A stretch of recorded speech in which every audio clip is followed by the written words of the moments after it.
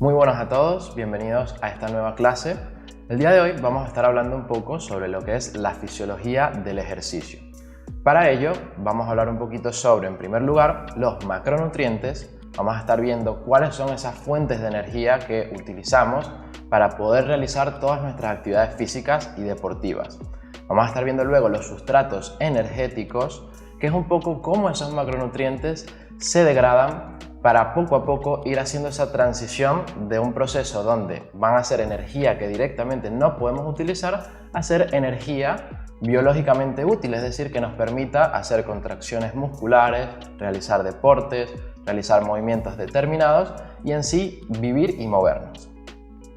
Luego vamos a estar hablando sobre los sistemas energéticos. Vamos a ver que dentro de nuestro cuerpo, a nivel fisiológico, podemos distinguir determinados sistemas que se encargan de la producción de esta energía. Energía que, como bien estamos diciendo, nos va a servir para realizar cualquier tipo de deporte, cualquier tipo de actividad física.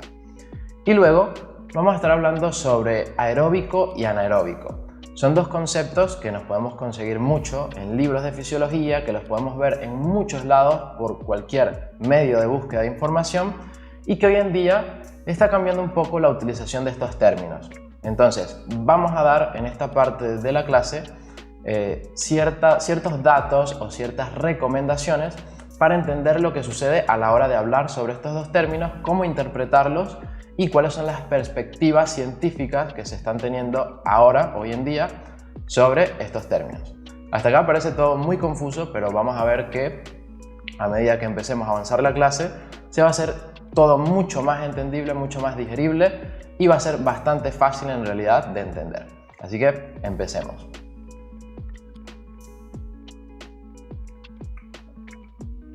Bien, en primer lugar vamos a hablar sobre macronutrientes. Para hablar sobre esos macronutrientes tenemos que responder, obviamente, a una serie de preguntas. En primer lugar vamos a ver qué son los macronutrientes, luego vamos a estar viendo cuáles son y qué función cumplen en nuestro organismo y por último vamos a estar respondiendo otra pregunta que es qué tipo de energía van a aportar a nuestro cuerpo. Entonces respondamos esa primera pregunta, ¿qué son los macronutrientes? Cuando hablamos de macronutrientes tenemos que entender que son fuentes de energía que van a pasar de un estado a otro. Naturalmente, cuando hablamos de esos macronutrientes, todos los conocemos en realidad, puede que por esta palabra no, pero la realidad es que provienen de los alimentos. Entonces, los alimentos van a tener un tipo de energía, que ya vamos a ver cuál es, y al ingresar a nuestro cuerpo van a aportarnos de alguna forma esa energía que luego va a pasar por una serie de procesos para poder ser utilizada por nuestro cuerpo. Es importante acá tener en cuenta que los macronutrientes también sirven como fuente de diversos nutrientes necesarios para nuestro organismo. Esto obviamente se ve más en lo que puede ser el curso de nutrición deportiva, pero vamos a ver que acá nos importa algo específicamente de esos macronutrientes o de esos alimentos. Bien, vamos entonces a responder cuáles son y qué función van a estar cumpliendo en nuestro organismo. Bien, cuando respondemos cuáles son esos macronutrientes nos vamos a conseguir con las proteínas, lo que todos conocemos como proteínas, las grasas, que también podemos encontrar si buscamos información en libros, en diversas fuentes bibliográficas, como lípidos, y luego los hidratos de carbono, que también lo vamos a poder conseguir como glúcidos. Entonces, estos tres son los macronutrientes: proteínas, grasas e hidratos de carbono. Acá es importante que tengamos algo en cuenta. Habíamos dicho que todos estos macronutrientes van a cumplir diversas funciones en nuestro organismo. Es por ello que todos tienen cierta función o varias funciones en nuestro cuerpo. Sin embargo, a fines de fisiología del ejercicio, en esta parte lo que más nos interesa entender es que hay algo que comparten esos tres macronutrientes. A pesar de que las proteínas, grasas e hidratos de carbono puedan tener diversas funciones en nuestro organismo, tienen una función en común y es que nos aportan energía. Esos tres macronutrientes nos van a estar aportando energía.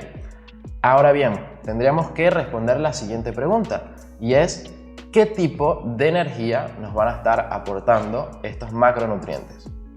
Normalmente, si nosotros salimos a hacer compras y demás, cuando vemos los alimentos o los productos, nos vamos a dar cuenta que suelen tener una información nutricional.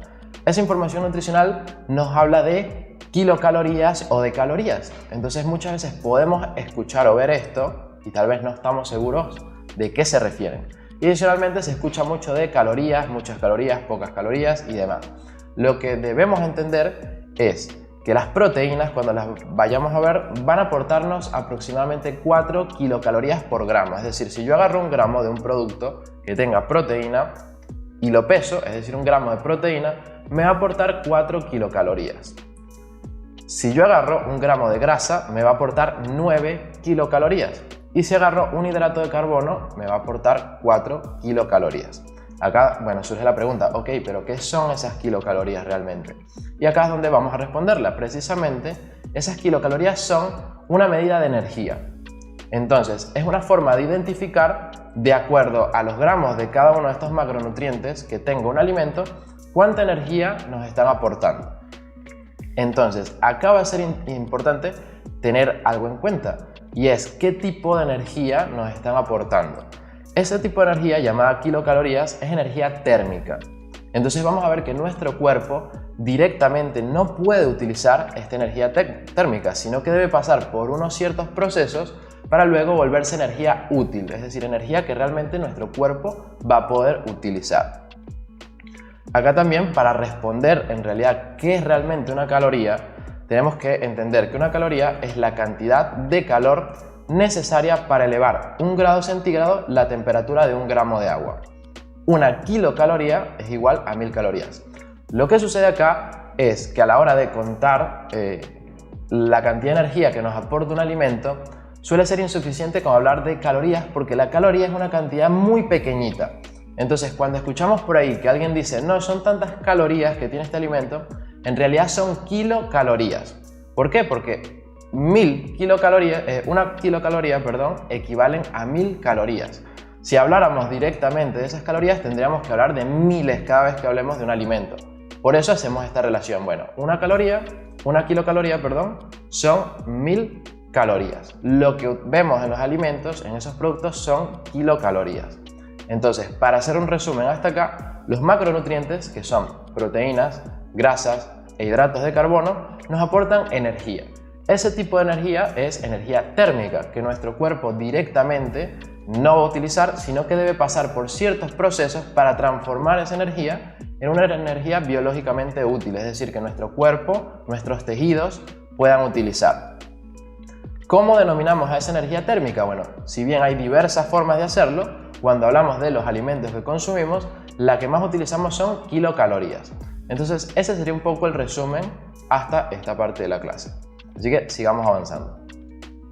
Bien, como habíamos comentado, esta forma de energía no puede ser directamente utilizada por nuestro cuerpo. Por ello, requerimos de sustratos energéticos. Entonces, acá aparece otra palabra. Habíamos hablado de macronutrientes que aportan energía, que esa energía la vamos a llamar kilocalorías, y que esas kilocalorías directamente no las podemos usar. Entonces acá aparece otra palabra y es sustrato energético. Vamos a estar viendo entonces qué es un sustrato energético. Pero antes de ello dejamos un primer mensaje importante, y es que la energía no se crea ni se destruye, se transforma. Y esto es precisamente lo que vamos a estar viendo.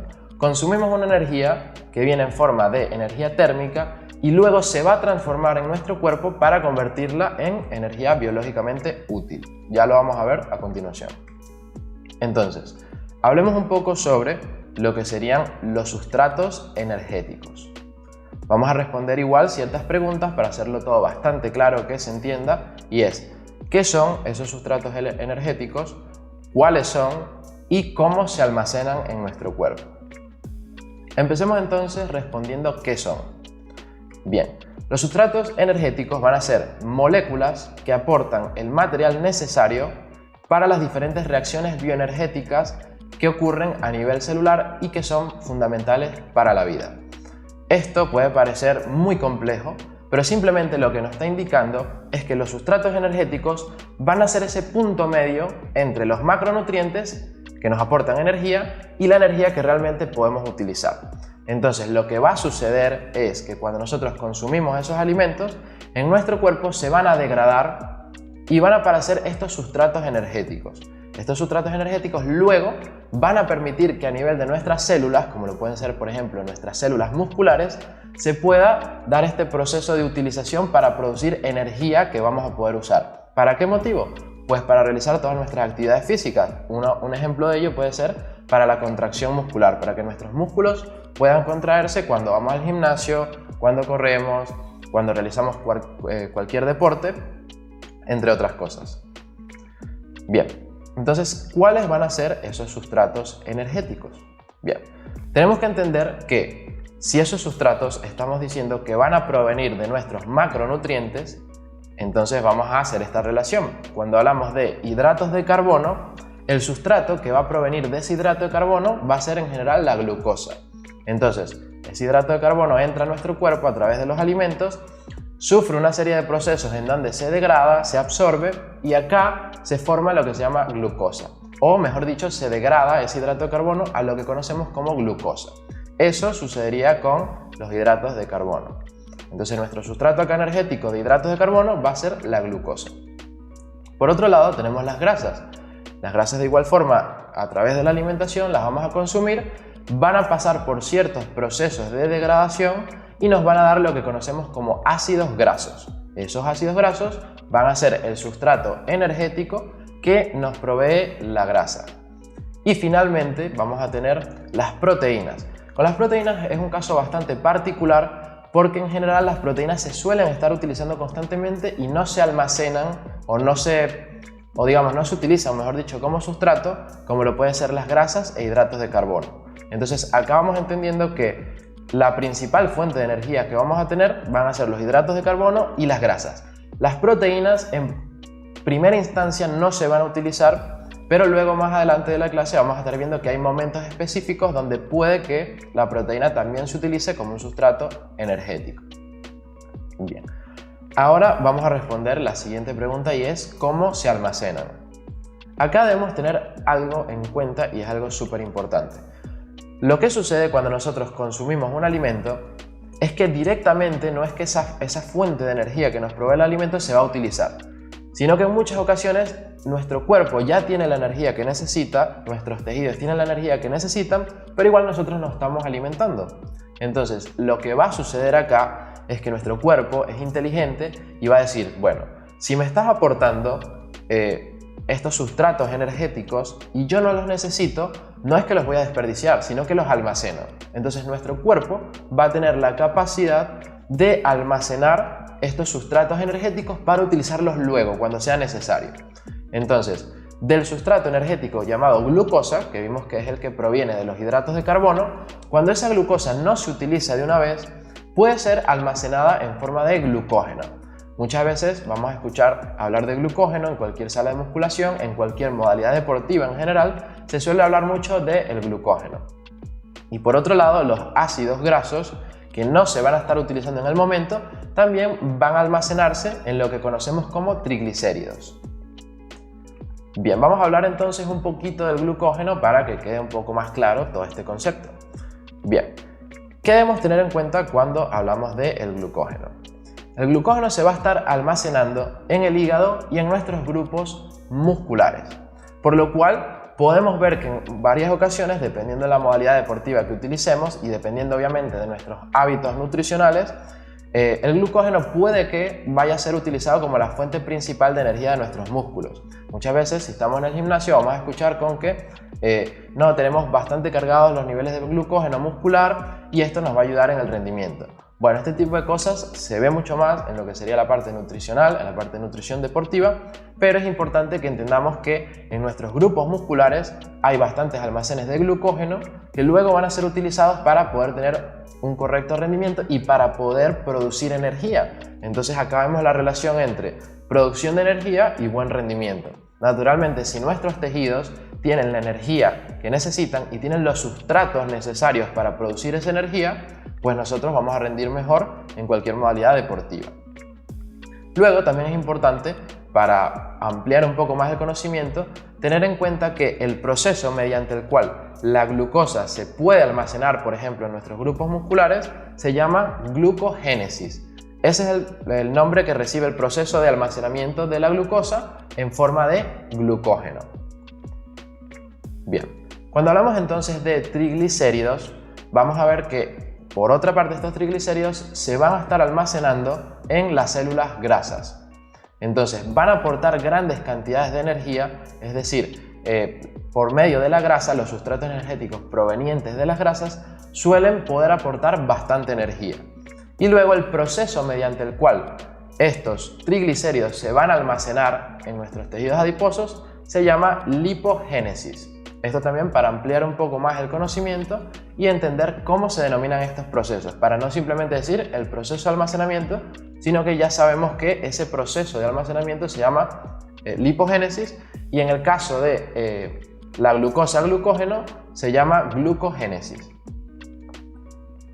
Bien, ¿qué sucede con las proteínas? Vamos a aclarar lo que habíamos hablado hace un ratito, y es que las proteínas no son el sustrato energético favorito del organismo.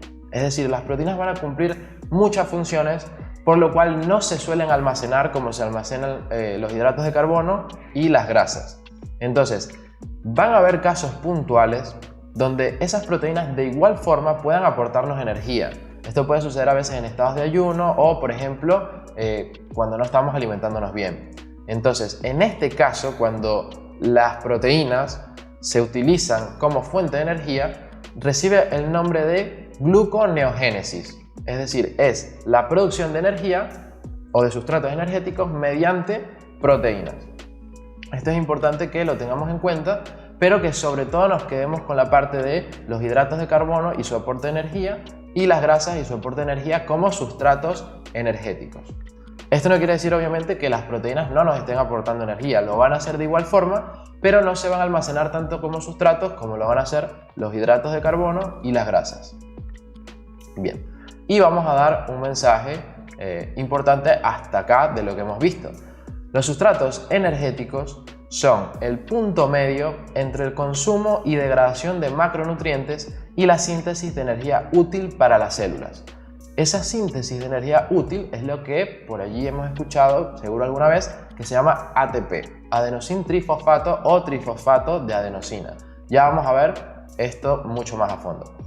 Ahora, lo importante hasta acá es que entendamos, lo veamos como una especie de proceso que está sistematizado. Hay un consumo de macronutrientes, esos macronutrientes nos proveen energía, pero también nos proveen sustratos. Esos sustratos energéticos, que vimos que de los hidratos de carbono son la glucosa y de las grasas son los ácidos grasos, van a ser utilizados precisamente en forma de sustratos. Si no son utilizados en el momento, se almacenan en nuestro cuerpo para que en el momento que los querramos utilizar, podamos hacerlo. Esos sustratos lo que van a permitir es esa transición de energía térmica de esos alimentos a energía biológicamente útil, que es lo que estamos diciendo ahora, que se denomina ATP.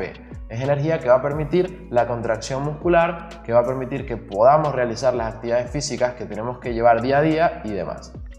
Hasta acá, súper importante entender esto. Podemos pasar entonces al siguiente punto. Bien, seguimos entonces con el siguiente punto y ya directamente vamos a estar hablando sobre los sistemas energéticos. Vamos a también responder una serie de preguntas, obviamente para que todo esto quede mucho más claro, se entienda mucho más a fondo y podamos consolidar obviamente mucho más este conocimiento. Entonces, cuando nosotros hablamos de sistemas energéticos, tenemos que responder qué son, cuáles son estos sistemas y cómo se clasifican, y vamos a tener ciertas consideraciones sobre estos sistemas. Bien, cuando respondemos entonces qué son, vamos a ver que son los medios de producción de energía biológicamente útil, ATP, mediante la utilización de los sustratos energéticos. Volvemos a repasar, consumimos macronutrientes, esos macronutrientes nos aportan energía, esa energía está en forma de energía térmica, no se puede utilizar directamente como ya viene en forma de calorías, sino que a través de los sustratos que nos van a aportar esos macronutrientes, van a pasar luego a este proceso que se llama sistemas energéticos para aportarnos energía biológicamente útil como lo es el ATP. Esto no quiere decir que la energía que nos aportan esos macronutrientes a nivel térmico no tenga ningún significado o no sirva para nada. Obviamente va a tener ciertas funciones, pero a la hora de poder ser almacenado y utilizado para otras cosas como contracciones musculares y demás, tiene que sufrir todos estos procesos que estamos mencionando para convertirse obviamente en ATP. que ya lo vamos a ver mucho más a fondo. Bien, ahora es importante que respondamos cómo se clasifican estos sistemas. Entonces, vamos a ver que lo que habíamos comentado al inicio de la clase van a poder clasificarse en sistemas anaeróbicos y sistemas aeróbicos. Es decir, cada uno de estos sistemas va a tener determinadas características a través de las cuales se va a producir esa energía, esa forma de ATP, que nos va a permitir realizar todas nuestras funciones. Luego vamos a estar al final de la clase viendo un poco esto sobre el concepto de aeróbico y anaeróbico. Bien, cuando hablamos entonces de sistemas anaeróbicos, es importante también que respondamos qué son este tipo de sistemas, qué características tienen y cuáles son. Bien, respondamos entonces en primer lugar qué son. Los sistemas anaeróbicos son sistemas energéticos en donde el oxígeno no es utilizado en la síntesis del ATP. Esto no implica que en la célula no haya oxígeno. Entonces, obviamente, estamos hablando de que todos estos procesos suceden a nivel de nuestro cuerpo, a nivel interno, a nivel celular. Son procesos que ocurren a nivel celular. Entonces, cuando hablamos de un sistema anaeróbico, lo que vamos a entender es que dentro de todas esas reacciones bioquímicas que suceden dentro de nuestro organismo, que desencadenan obviamente en la producción de ATP, que es la energía que permite que construyamos nuestros músculos, que corramos, que hagamos cualquier actividad, no se va a estar utilizando el oxígeno en esa reacción.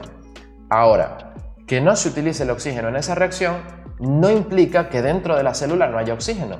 Es decir, dentro de la propia célula están ocurriendo una serie de reacciones bioquímicas.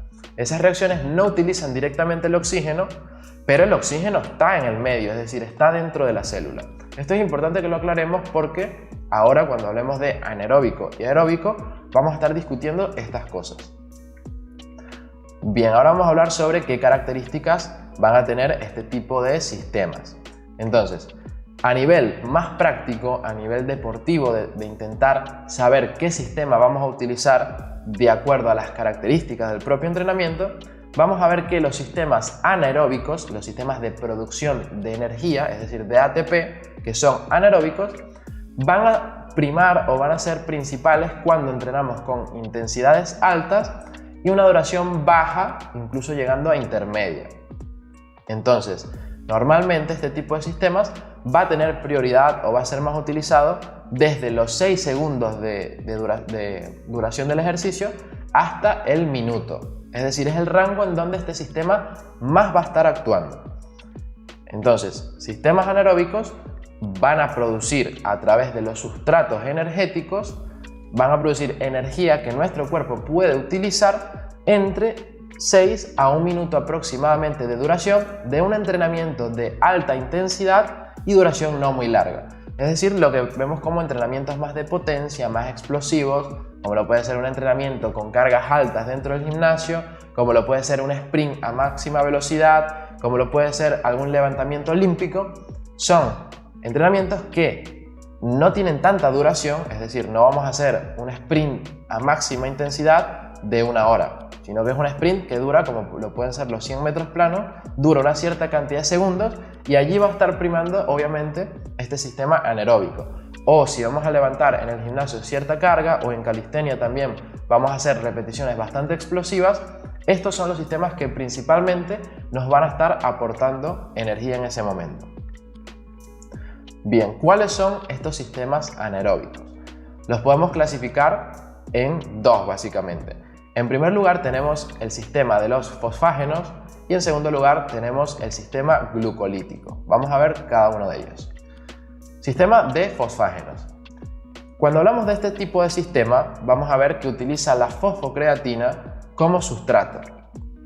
Acá es importante entender algo. Dijimos que los carbohidratos nos daban la glucosa como sustrato y las grasas nos daban los ácidos grasos como sustrato. Ahora bien, dentro de nuestro cuerpo, dentro de nuestras células, también tenemos algo que se llama fosfocreatina. Esa fosfocreatina ya es una forma de energía biológicamente útil, es decir, ya es un sustrato que puede ser utilizado para la producción de energía. Ahora, nos puede surgir la siguiente pregunta. Bueno, y si tenemos fosfocreatina también, ¿por qué no utilizamos la fosfocreatina para contraer nuestros músculos, para realizar este tipo de cosas y sí utilizamos el ATP? Bueno, Lo que va a suceder acá es que la fosfocreatina sí va a tener una función súper importante, y es que a medida que el ATP se va utilizando, es decir, empezamos a correr, empezamos a realizar alguna actividad física y nuestros depósitos de ATP, que va a ser nuestra energía biológicamente útil, van disminuyendo, la fosfocreatina lo que va a hacer es que va a reponer ese ATP. Entonces, se bajan los niveles de ATP, la fosfocreatina va y utiliza su energía para volver a elevar los niveles de ATP.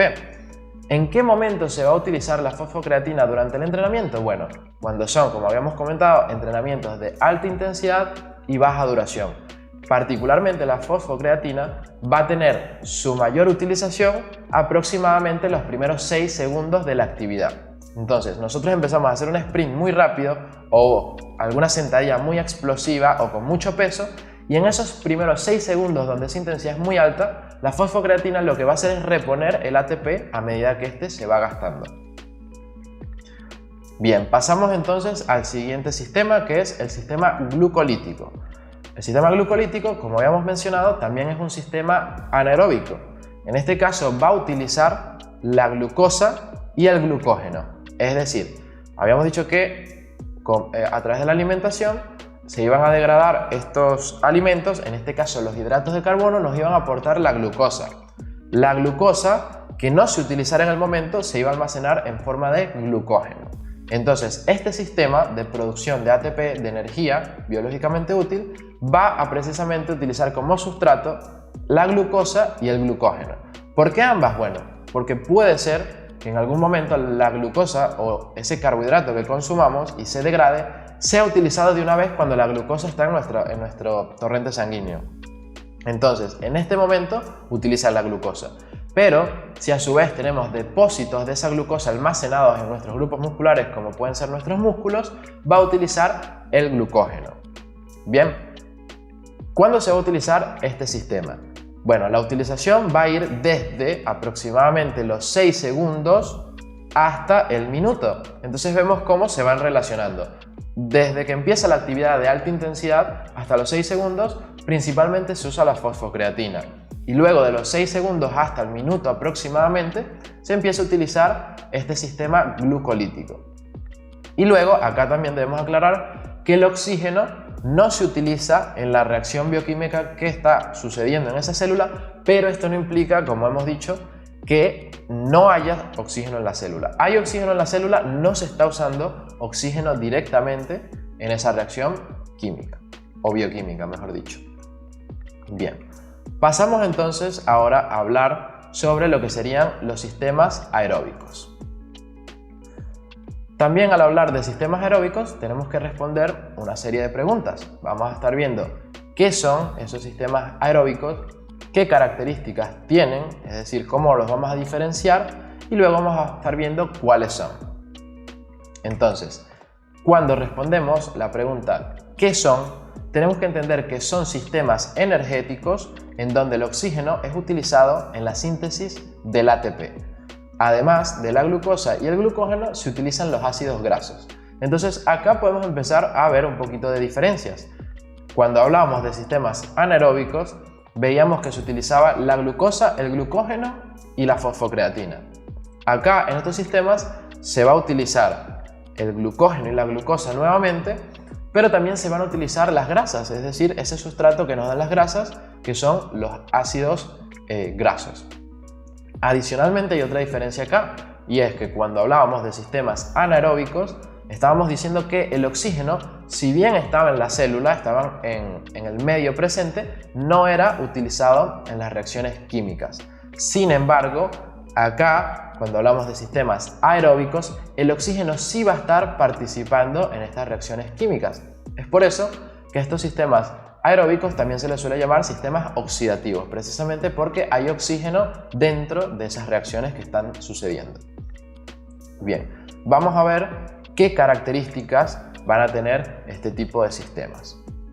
Entonces, en primer lugar, estos sistemas van a ser utilizados principalmente cuando entrenamos o cuando la modalidad de entrenamiento que estemos utilizando tiene intensidades bajas, llegando cercano a las medias, y una duración media o alta, es decir, ya va a ser mucho más tiempo que cuando hablábamos de sistemas anaeróbicos. Acá vemos otra diferencia. En sistemas anaeróbicos habíamos dicho que la intensidad era alta y la duración más baja, y aquí vamos a ver que es al revés, la intensidad es más baja y la duración de ese esfuerzo va a ser más alta, más sostenida en el tiempo.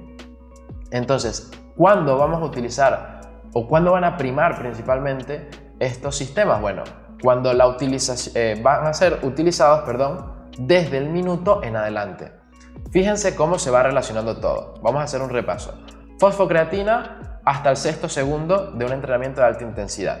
Luego, hablábamos de glucógeno y glucosa hasta el minuto de un entrenamiento de alta intensidad. Cuando ya pasamos del minuto, son 2, 3, 4 más minutos, normalmente la intensidad no puede ser tan alta. Es decir, no podemos hacer, por ejemplo, un sprint a máxima velocidad durante 30 minutos, porque no vamos a lograrlo. Entonces, de ese minuto en adelante, ya cuando el entrenamiento pasa a tener una intensidad que no es tan alta y una duración que es más larga, se van a empezar a utilizar estos sistemas aeróbicos.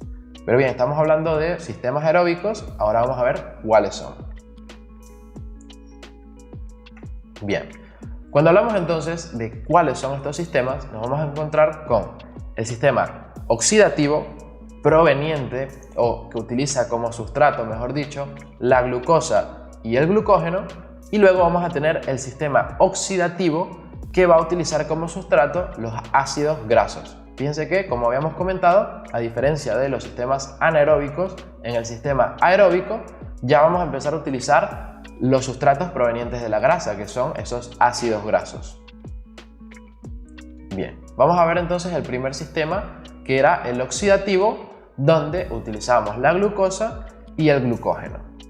Entonces, ¿qué se va a utilizar precisamente? Bueno, lo que acabamos de decir, este sistema oxidativo va a utilizar la glucosa y el glucógeno. Es decir, va a utilizar el mismo sustrato que utilizaba el sistema anaeróbico glucolítico. Sin embargo, la utilización de este sistema, como habíamos comentado, va a ser a partir del minuto en adelante. Ya eso es algo que lo diferencia del sistema anaeróbico. Y adicionalmente, el oxígeno va a estar siendo utilizado dentro de las reacciones. Fíjense que estoy siendo muy reiterativo con esto del tema del oxígeno. A cada rato estoy hablando de que el oxígeno en los sistemas aeróbicos se utiliza en las reacciones bioquímicas y en los sistemas anaeróbicos no. Pero importante, en los sistemas anaeróbicos no se utilizan, pero está presente en la célula, está presente en el medio. ¿Por qué estoy siendo reiterativo? Bueno, porque más adelante vamos a estar viendo la importancia de ese término anaeróbico y aeróbico. Bien, luego tenemos entonces el sistema oxidativo, pero que va a utilizar los ácidos grasos como combustible, como sustrato energético. Bien, en este caso, este tipo de sistemas oxidativos va a utilizar precisamente los ácidos grasos. Adicionalmente, esa utilización va a ser a partir del minuto. Fíjense que tanto el sistema de glucosa y glucógeno oxidativo y el sistema de grasas van a trabajar a partir del minuto en adelante. Eso es importante tenerlos en cuenta. Y luego vamos a tener la producción de esa energía mediante la beta oxidación. ¿Por qué coloco esto? Bueno, porque es importante tener en cuenta alguna diferencia entre el sistema aeróbico a través de la glucosa y el glucógeno y el sistema aeróbico a través de los ácidos grasos.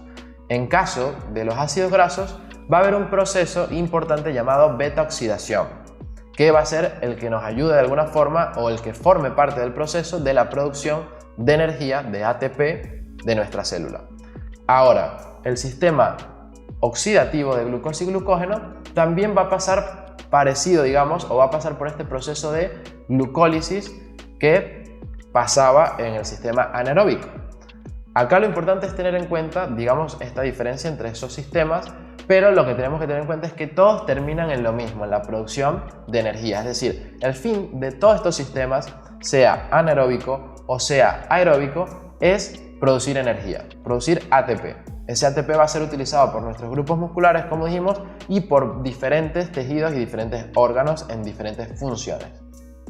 Por lo tanto, era lo que hablábamos al principio, de que estos sistemas energéticos eran fundamentales para la vida. no nada más para realizar actividad física ni ejercicio físico, sino que en general son importantes para la producción de energía para cualquier persona. Acá obviamente estamos haciendo un paréntesis, estamos aclarando la predominancia de estos sistemas de acuerdo a la modalidad deportiva que se utilice, si son de alta intensidad, si son de intensidad más baja, de intensidad media y así sucesivamente. Bien, vamos a dar entonces un mensaje importante hasta este punto, y es que los sistemas energéticos pueden participar más o menos de acuerdo a la naturaleza del entrenamiento. Sin embargo, no funcionan de forma aislada. Acá es importante, vamos a estar desmintiendo muchas cosas que se suelen escuchar y que incluso pueden parecer cuando analizamos la clase que son así. Hemos dicho que los sistemas anaeróbicos se van a utilizar desde que empieza un entrenamiento de alta intensidad hasta aproximadamente el minuto. Y luego que los sistemas aeróbicos se van a utilizar aproximadamente desde el minuto en adelante. ¿Ok? Acá es importante que tengamos algo. De cara al estudio y de cara a analizar estos sistemas energéticos, sí que podemos hacer estas separaciones. Sin embargo, a nivel práctico, a nivel de la realidad, lo que sucede es que no es que cuando funciona el sistema de fosfocreatina, los demás sistemas se apagan. Cuando se utiliza el sistema glucolítico, el de fosfocreatina se apaga y los otros sistemas también se apagan. No, todos suelen estar funcionando al mismo tiempo. Sin embargo, de acuerdo a las características de la propia actividad, se va a utilizar más uno u otro. Por eso decimos que hasta los 6 segundos de un entrenamiento de muy alta intensidad o máxima intensidad va a estar predominando el sistema de fosfocreatina, de fosfágenos. Entonces, en este caso, los demás sistemas están trabajando, pero probablemente mucho menos que ese sistema de fosfocreatina. Luego, del minuto en adelante, se va a estar utilizando este sistema glucolítico, pero eso no implica que los demás no se estén utilizando. Probablemente el de fosfocreatina está reponiéndose, recuperándose, y los otros sistemas también están aportando energía a nuestro organismo, pero en mucha menor medida que el glucolítico. Y luego en los sistemas oxidativos, ya cuando pasamos del minuto de duración, son los que principalmente van a estar siendo utilizados. Eso no implica que los anteriores dejen de cobrar importancia, se apaguen o dejen de ser utilizados. Entonces es importante acá tener en cuenta que todos funcionan, sin embargo, de acuerdo a las propias características del entrenamiento, va a ser utilizado más uno que otro. Entonces, hasta acá podemos hacer un breve repaso de todo lo que hemos visto para poder entrar a hablar sobre el siguiente punto. Nosotros consumimos alimentos. Esos alimentos nos aportan macronutrientes. Son macronutrientes, mejor dicho. Esos macronutrientes nos van a aportar energía térmica que va a cumplir diversas funciones en nuestro organismo, pero nos van a aportar también sustratos energéticos. Esos sustratos energéticos van a ser el punto medio entre los alimentos y la producción de energía biológicamente útil en nuestro cuerpo. Cuando esos sustratos energéticos no son utilizados de una vez, se almacenan en nuestro cuerpo. Luego, cuando van a ser utilizados, esos sustratos energéticos van a entrar a los diferentes sistemas energéticos. ¿Para qué? Para producir al fin el ATP. Y el ATP precisamente va a ser el encargado de nuestra producción de energía. Esto básicamente es un resumen de todo lo que hemos visto hasta ahora. Entonces, teniendo esto en cuenta, teniendo esto bastante claro, vamos a pasar a analizar un poco el siguiente punto, y es lo que veníamos hablando desde el principio, este tema de aeróbico y anaeróbico. Y para ello deben recordar todo lo que hemos estado hablando del tema del oxígeno, que el oxígeno participa o no participa, pero siempre está en el medio. Bien, vamos entonces a hablar un poquito de este tema aeróbico y anaeróbico. Vamos en primer lugar a dar definiciones de cada uno de estos términos, es decir, ver un poco qué representan y qué significan, y luego vamos a analizar las nuevas perspectivas científicas. Pasemos entonces a hablar de las definiciones.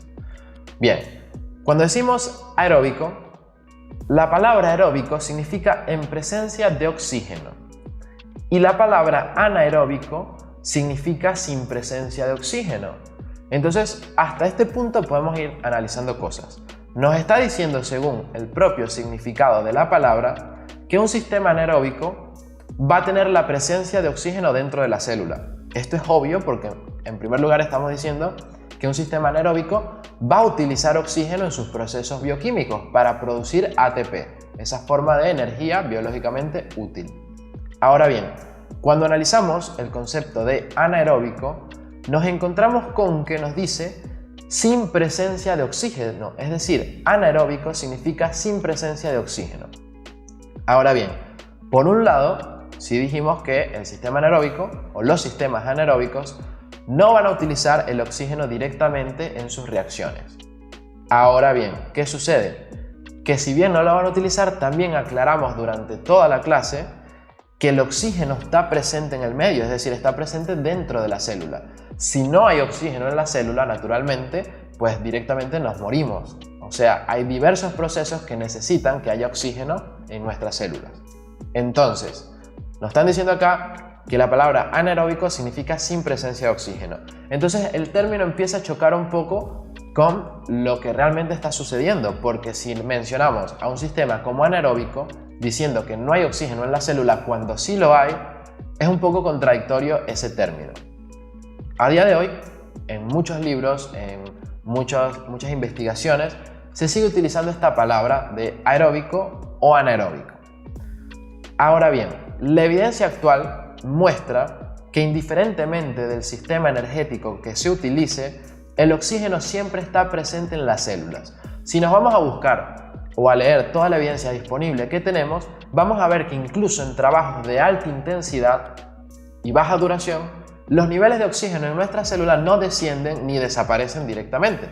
Entonces no tendría sentido llamar sistema anaeróbico, donde supuestamente no hay presencia de oxígeno, a un proceso donde realmente en el medio sí hay presencia de oxígeno.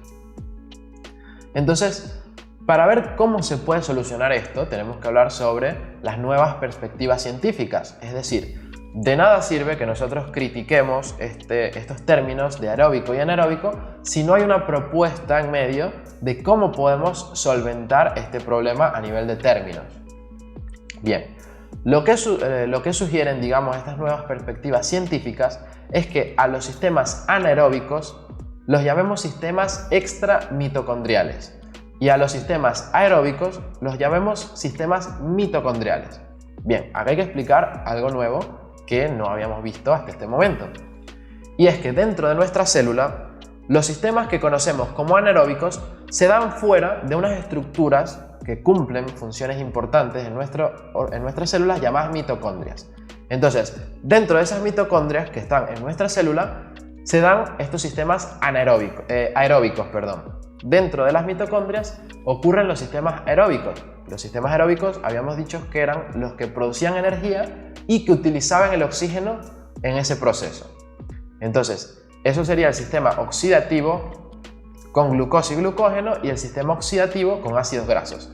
Esos dos sistemas ocurren dentro de la mitocondria. Naturalmente, una forma bastante sencilla es decir, bueno, si estos dos sistemas están ocurriendo dentro de la mitocondria, llamémoslos sistemas mitocondriales. Ahora, el sistema glucolítico anaeróbico y el sistema de fosfocreatina, que conocemos también como anaeróbico, ocurren fuera de las mitocondrias, dentro de la célula, pero fuera de esas mitocondrias que, como dijimos, son estructuras que cumplen esa función energética. ¿Ok?